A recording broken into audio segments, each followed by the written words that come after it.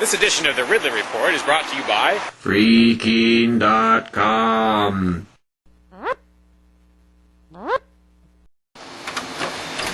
Decades overdue, it's finally starting.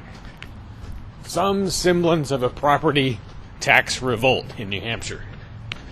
By declaring his controversial home a parsonage or church or something like that, keen radio host Ian Freeman has probably triggered the 3-year countdown to having the home taken.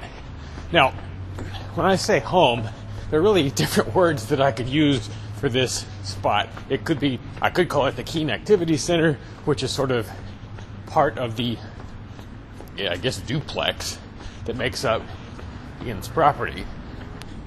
That place is even more controversial than Ian's house.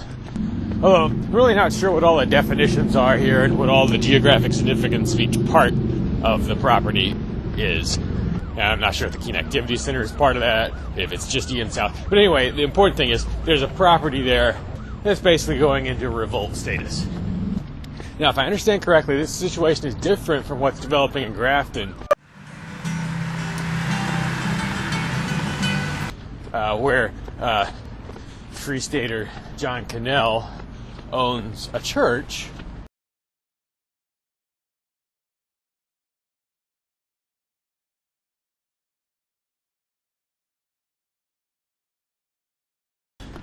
which is in fact a church building and is open to the public for worship services and so forth to a large extent. I'm assuming he, kind of went through the normal paces that you go through in terms of paperwork and so forth.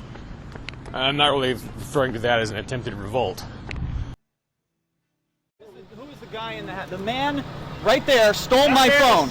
What Ian and company are doing, I got the impression from listening to Free Talk Live that they're not even going through the motions of trying to get government approval to be a church or be treated as a church.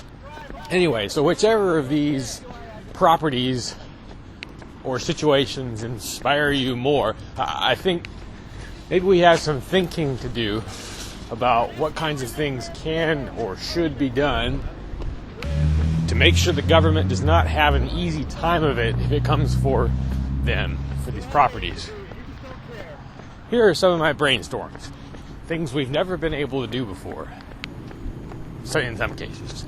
Let's say we get to the point, perhaps in the year 2016, where the house is now at risk of confiscation. And personally, I would have preferred this was just an out-and-out civil disobedience act as opposed to going through the sort of freak showish element of calling it a church. People naming themselves all these titles that people are just going to laugh at.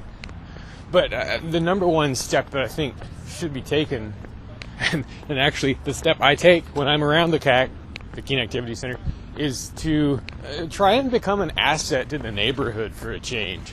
And by that I mean enough of an asset so that you're actually perceived as an asset by the neighbors. I've only ever heard of one situation where the people who inhabit the CAC have gone out and cleaned up the neighborhood or something like that. It's not a dirty neighborhood, but it's very residential.